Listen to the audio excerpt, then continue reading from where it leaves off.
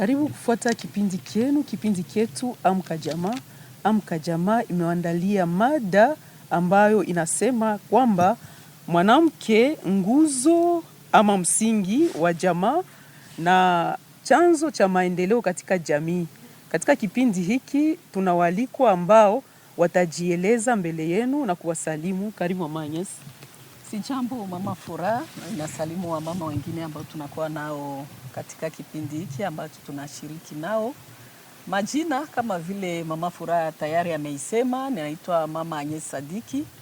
Ninakuwa mmoja wapo kati ya wamama wa jamaa vile vile wa jimbo la Kivu ya Kusini. Karibu Mama Agnes katika kipindi chetu. Mama Medite, karibu. Salamu kwa wanaotufuata kwa muda kama na huu. Asante sana wapendwa, kwa majina ni Mama Uwezo Bahati Medite. Ni katika hii tematiki yetu ya leo na tunasema asante sana. Karibu Dada Mariana. Jambo kwa wasikilizaji wetu wote. Kwa majina naitwa Mariana Mohigwa. Na mimi niko leo kuparticiper kwa kipindi emission Famille Debout Amka Jamaa ya usikilivu mwema. Bila kukawa tuna maswali kidogo ambao alikwa wetu wataweza kujibu kusudi wanaopendelea kipindi chetu kia Amka Jamaa wapate fundisho, alafu jamaa zibadirike na jamii yetu ya Kongo pia ipate kubadirika. Basi Mama Agnes, unaweza kuelezea wasikilizaji na watazamaji wa kipindi hiki nafasi ya mama katika jamaa, nafasi yake ni gani na role yake ndani ya jamaa? Karibu Mama Furaha. Nafasi ya jamaa ya mama na role yake, kama tuseme jukumu lake, inatofautika sababu tunakuwa wamama wana Afrika na tunakuwa tukiishi katika inayoitwa mila na desturi za kwetu. Na kila mila na desturi inamupa mama nafasi. Ndio maana siwezi kabisa kusema ya kwamba nafasi fulani ndio mama anaukipe katika jamaa. Sababu kila mila, kila desturi, kila nation, kila nini inampatia mama nafasi ambayo anaitaka. Lakini tukienda katika Biblia Mama Furaha, Biblia inamupa mama samani. Sababu hata katika definition ya jamaa, wakati wanasema jamaa takatifu, mimi ninakuwa mama Mkristo, je suis chrétienne catholique, où on parle de la Sainte Famille. Quand on parle de la Sainte Famille, c'est Joseph, l'époux de Marie, Marie et Jésus comme enfant. Parce que tunafundisha watoto jamaa ni nini, la famille se compose de quoi et qu'est-ce que la famille? On dit des papas, maman et les enfants. Donc même dans la Bible, on donne une place de choix à la femme. Lakini tukienda katika desturi na mila zetu, hapo sasa ndio inakuwa tofauti. Tukienda hata katika madini zimoja, hapo ndio tunakuta utofauti. Tukienda pia katika hiyo inayoitwa mavitabu, tuseme code de la famille yetu, inampa mwanamke nafasi gani. Lakini kwa kweli Mama Furaha, wewe unakuwa mama sawa mimi, Mama Bahati ni vile vile na Mariana, tutasema ya kwamba nafasi ya kina mama ni nafasi ya samani sana. Sababu hakuna kitu ambacho kinaweza kufanyika hata katika mila. Mimi mila yangu inasema mwenye haana mwanamke hawezi hata kufranchir marituele zimoja katika mila na desturi yetu. Donc kama ukuoa hawezi kusimamia hata watu. Unaona, ni kusema ya kwamba mama wanamupa samani sana. Kwetu sisi president wa Lusu ni sherti awe na mke. Ndio waseme ya kwamba anakuwa presidenti wa Lusu, ni kusema ya baraza. Ni kusema ya kwamba mama wanampa samani kubwa. Lakini sasa katika namna ya kuheshimisha hiyo samani, hiyo desturi, ndio kunakuwa na shida. Sababu wamoja wanasema mama hana uwezo, mama hatajua kusema, mama hatajua kufanya kitu fulani na kitu fulani. Lakini ule mwenye anasema ya kwamba mama hatajua kusema, ni mama ndiye amemfunza ya kwanza kusema. Sababu wakati tunazaa watoto ni sisi wa mama ndio tunawaambia neno ya kwanza, sema papa, sema mama, sema dada, sema merci. Lakini huyo ambaye ulikuwa unamfunza gisi ya kusema, kesho anakugeukia anaanza kusema ya kwamba haujue kusema. Aone kwamba ni hapo ndipo kunakuwa na shida katika utimilifu na ukamilifu wa sheria zetu na desturi zetu. Lakini mama anakuwa mtu wa thamani na wa lazima sana. Hata ukifika katika mji wanapenda kupangisha mgeni, mimi ninakuwa mtu wa Golgotha kwenye asili le village. Wababa wanakutanaka. Wakati mimi natembea huko, nikifika mjini hiyo wakati nilikuwa waziri, watu wanakutanana. Wanaswali mgeni mkubwa anafika. Alafu tutampangisha kwa nani? Mama Furaha. Hawatanituma kwa nyumba ambayo hakuna mama. Sababu huyo mama ndiye ataleta chakula, huyo mama ndiye atakupa maji, huyo mama ndiye atakutengenezea mahali pazuri pa kulala, huyo mama ndiye atakuletea hata joto kama kunakuwa na baridi ambao unakuwa, ndiye atakonga moto kusudi upate kivukuto ndani ya nyumba. Ni kusema ya kwamba mama ni mtu wa lazima sana, ni mtu wa thamani sana katika maendeleo. Kama tunataka maendeleo iendelee, kama tunataka jamaa yetu iendelee, ni sheti tumuweke mama kwenye nafasi ambayo inastahili hata kazini. Kabisa.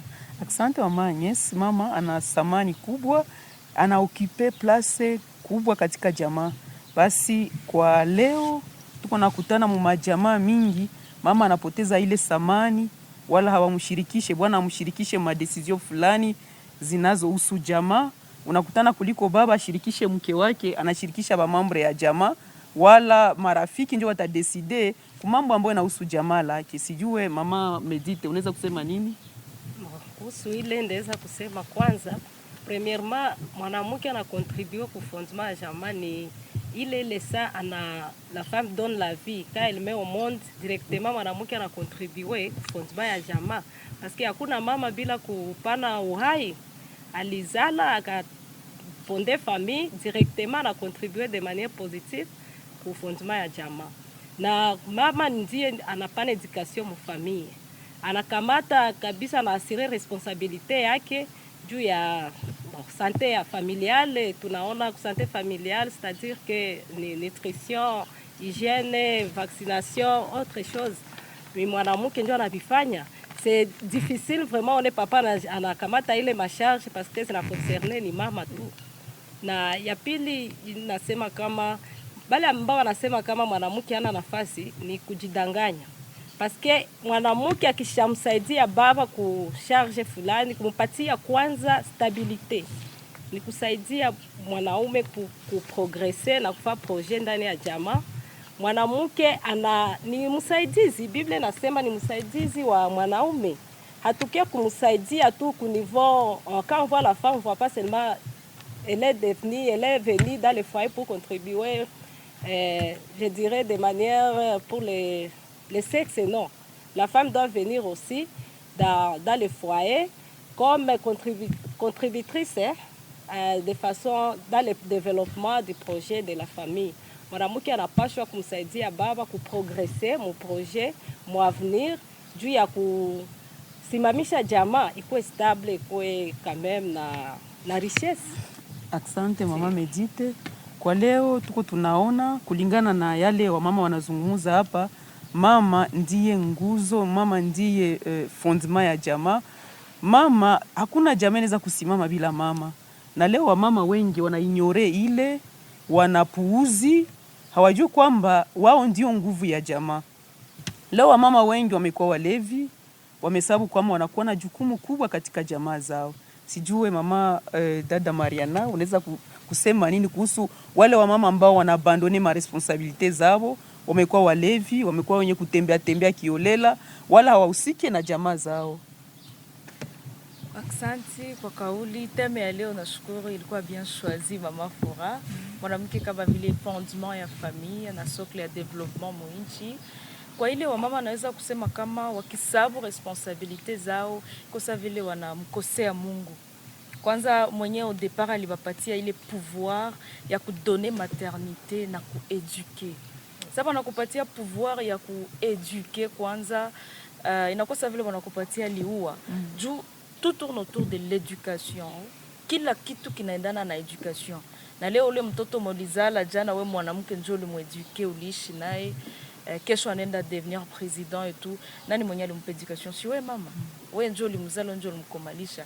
Lakini ukishaanza enda à l'encontre, unazala batoto, kesho unasababu ulienda leo unaenda kulewa, unasababu niko na batoto, kesho banamke bafio ulizala batakufuatilia mwele ritme. Si mama na kunywaka basi ni probleme, acha na mimi nikunywa. Na njo respect ya mwanamke nende na shuka pole pole, na unasema wanamke nao wanaanza kuwa hivi, si mtoto wa fulani ule. Sa mtoto wa mwingine anasema naye anakunywaka basi namfanyaka kitu. Et tu vois, l'éducation ya batoto inaanza kushuka, haina tena samani. Donc mwanamke ana raté mission yake. Je dirais que mwanamke wa kulewa sana anakuwaka iko na raté mission yake Mungu alimpatia. Mwanamke mwenye kulewa ana raté mission yake katika jamaa, mission ya kuedike, mission ya kutunza mume, kutunza watoto, kutunza environnement yake. Basi tusikie mama Medite naye anaweza kuongezea nini kuhusu hawa mama ambao hawajali kama watoto, anaweza kuankadre watoto, wafanyisha devoir, kuangalia kama watoto réellement balinda kumasomo, kufanya suivi ya watoto kusudi hawa watoto kesho wafalie societe yetu.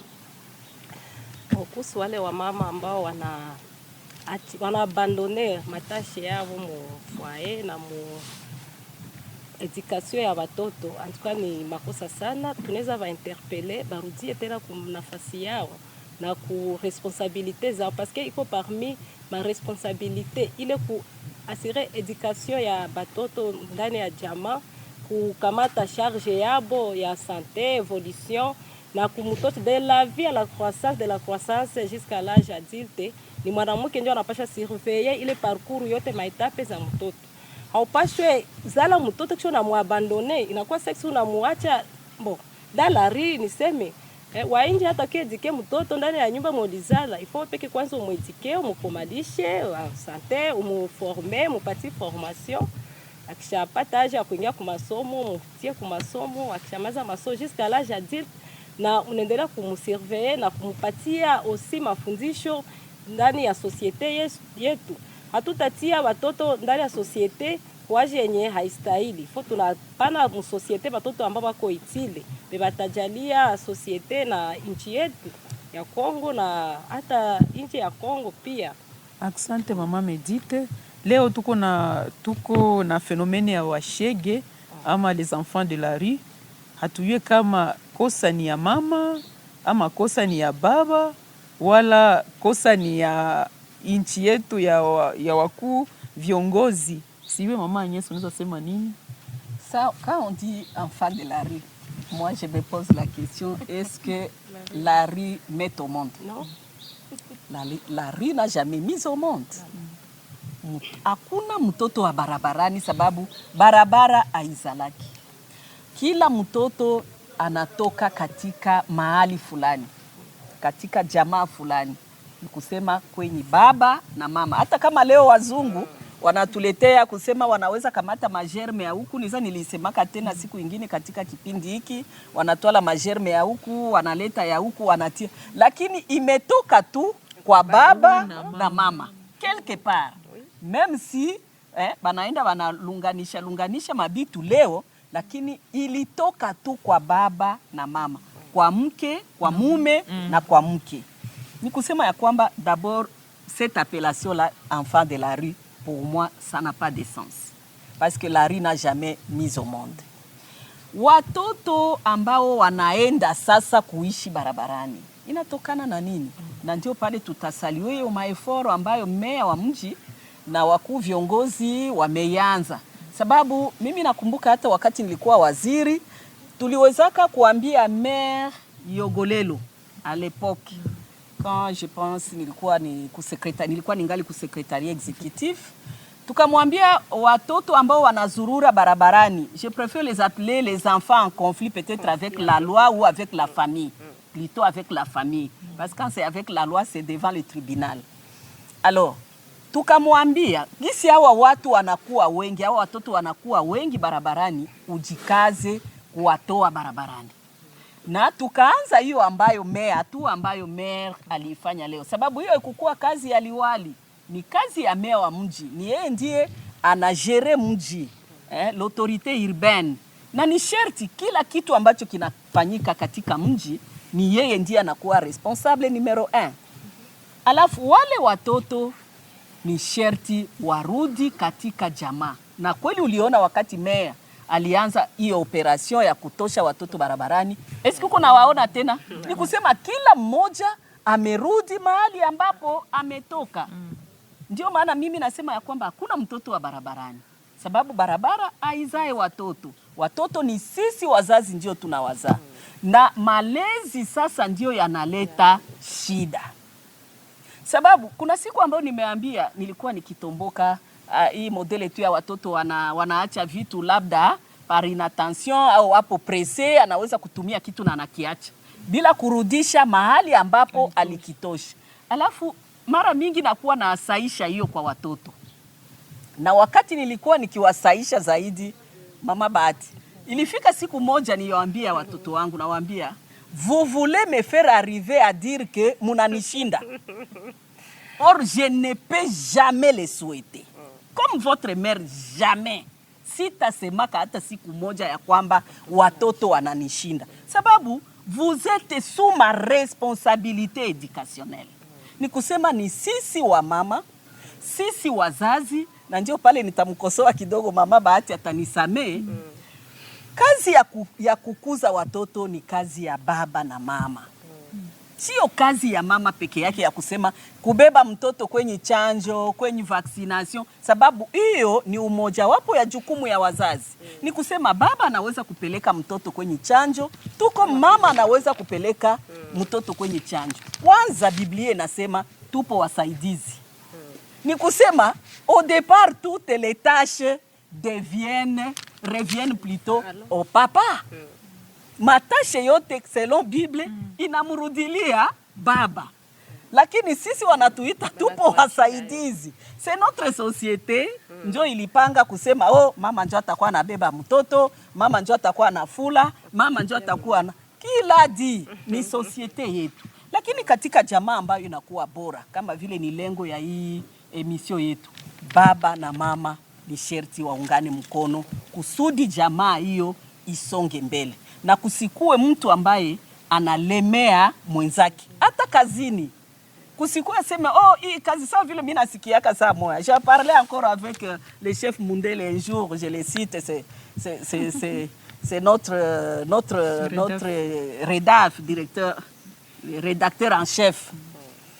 Niko namwambia kuna kazi ambayo wamama, mkutano wa wamama quelque part, utatutumia journaliste. Akasema bon, comme ce sont les femmes, je vais envoyer une femme. Nikamwambia hapana chef.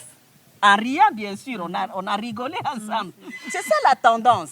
Ni kusema kazi ambayo inahusu watoto binti, kama ni malezi ya watoto binti, kama ni malezi ya watoto, tendance kwa wababa ni kusema waachie mama hiyo mzigo. Et pourtant, si nous voulons faire réussir vraiment l'éducation de nos enfants, si nous voulons faire émerger la famille, baba na mama furaha partout au monde wanapaswa kushikana mkono, sababu mahali ambapo jamaa ambazo baba na mama wanashikana mkono ni sherti hiyo jamaa iende mbele. Tumeona hata katika uongozi, katika les nations où l'homme et la femme participent effectivement à la gestion du pays, ces nations-là, sauf preuve du contraire, en tout cas je n'ai pas encore vu à travers le monde, ces nations-là émergent positivement. Asante Mama Nyesi. Mara mingi watoto wengi ambao wamekimbia barabarani ni sababu labda mama haiko ndio mwanamzala, labda baba alizalaka nje akaleta mtoto kujamaa, wala mama alikia na mtoto wake kunyumba. Unakutana watoto banakuwa katika wanaishi mu traumatisme, banaishi mu violence kulingana na zile ma relation ya baba na mama ambao labda haiko wao ndio wazazi wao. Mara mingi rezo zinakuwa zinawatuma huko nje barabarani ni sababu ya namna wanavyoishi katika jamaa. Sio kama bwana Metre naye ana neno la kusema, sababu tuko tunaonesha namna gani mama anakuwa nguzo la jamaa, mama ndiye educatrice wa jamaa, na kama leo washege biko inje barabarani, hatuye kama kosa ni ya mama wala kama ni ya baba. Karibu. Asante sana. Responsabilité na salimia wa telespectateur bote. Responsabilité ya education ya batoto munyumba haiko tu ya mama wala ya baba, ni ya baba na mama. Lakini plupart des fois education ya mama inaingia kwa sababu mama yeye anaenda na tendresse, baba yeye anaenda na brutalité na sommation. Baba iko plus autoritaire, mais mama iko na wakati mwingi. Quelquefois moi personnellement, des fois mama ngalinitombokia, mais saa ingine ananianza kunielewesha, ananielewesha sasa. Jeni ile sali kwa makali sana, na ile inanisaidia kuelewa. Mais baba yana tone tulimoya na wananguruma ale unakimbia. Hautaelewa tena baba alitaka nini na ufikie nini. Ka leo iko recrudescence mu nchi yetu ya batoto kwa barabara. Au-delà ya kuona batoto barabarani, mais il y a aussi des enfants qui s'en donnent à la mendicité. Na bahati mbaya, il y a même des parents qui envoient les enfants à mendier kusudi ba survivre. Ijapokuwa sheria inakinga mtoto, inasema kama mwenye aliinstige mtoto kukuwa mandia, kwanza kulomba iko passible ya peine de prison. Anapaswa kufungwa na kuhukumiwa kama ule mtu anajulikana. Sasa kibaya zaidi, mtoto akishaamua kutoka katika jamaa aende kuishi barabarani. Na kupitia emission tunaambia hasa wazazi wenye beko moita ya maseparation au batu walioana, unakutana huyu yuko na watoto au huyu analeta watoto, wala ni yatima wala baba na mama baliwahi kuachana. C'est de plus par watoto wako ba victime na zetu barabara. Kitu tunaweza kubalomba wazazi wa ile hali, mwenye anajikuta yuko analea mtoto mwenye akutosha mkiuno yake. Najua dari kubamusha uko mezali ya mzuri na kuwaka na education ya mzuri na watu na kubarege za kuwa na kubabembe. Basi nasema muzazi mwenye hana roho mubaya anakulaka mtoto mwenye hakuzalaka. Omuziro halijihungu analio mwana raburaga. Kama unapewa neema ya kulewa mtoto, na kwetu anasema mwana ntene nyene na wabeka mwana tu nyele gwe. Wala nasikia na waza mwingine kabila na wako na ile mezali mu lugha yao. Ni kusema wazazi wapenzi, tusiwashurutishe watoto kwenda barabarani kuwa wakali zaidi envers wale watoto, kuwaimpose makazi zaidi ya bako. Watoto wote wapangie kazi kisawasawa, watume kisawasawa, wapatie sauti sawasawa. Kama unafokea na kama unaelea na kalejerte, watoto wapatie wote chance parce que watoto wote ni watoto wa moja. Pia kuna kuwa pia watoto ambao nao wanakomaa na hali mbaya kusema haiko mamangu huyu.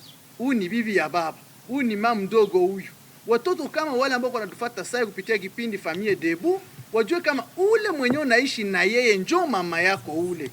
Ule mwanaishi na yeye njoo baba yako ule, alipendaka mama yako. Na umheshimie sawa baba na umutii, usikilize mashauri yenye atakupatia. Kuna ukuwa kipindi kingine unakutana katika hali ya kushauria, na wezaka shauria wazazi, tusikue na wakati ya kushauria watoto amparite. Unaacha mama na kokota mtoto kwa namwambia yeye peke, unaacha baba na shauri mtoto yeye peke. Ni vizuri baba na mama kukalisha mtoto wao, kumupatia mashauri. Hasa wakati tunapotayarisha watoto kwa maisha ya kesho ya unyumba au maisha ya vocation, kwa napenda kwa mapadri. Kalisha mtoto baba na mama muwe na wakati ya kusumulisha watoto kuhusu ujio wao, l'orientation. Itawasaidia baba na mama wanasikilizana, wananipenda, wananiongoza hiki. Baba alisema hivi, mama alisema hivi. Hii inaponya jamaa zetu na inaponya pia ujio wa watoto wetu. Asante bwana Metre. Basi siyo unaweza kusema nini kuhusu hawa baba ambao wamefukuza wake zao nyumbani, ama wale ambao hawataki kuoa, ijapokuwa mwanamke njoo nguzo ama msingi wa jamaa? Ni kweli ni kesho ya nguvu sana, na najua kama baba bila mama ni mwanaume kipande. Mwanaume wa mandevu yake kama hivi niko hapa Luamba, mesina bibi. Maake sienezi. Huku kitu inanikosea. Tuko bibi parce que bibi wengine wanasikana hapata oleo. Bibi naye bila bwana bila mandevu kwake naye haenezi kwa kipande. Kuna kuwa leo tatizo ya watu wanaogopa ndoa, isonda la frustration.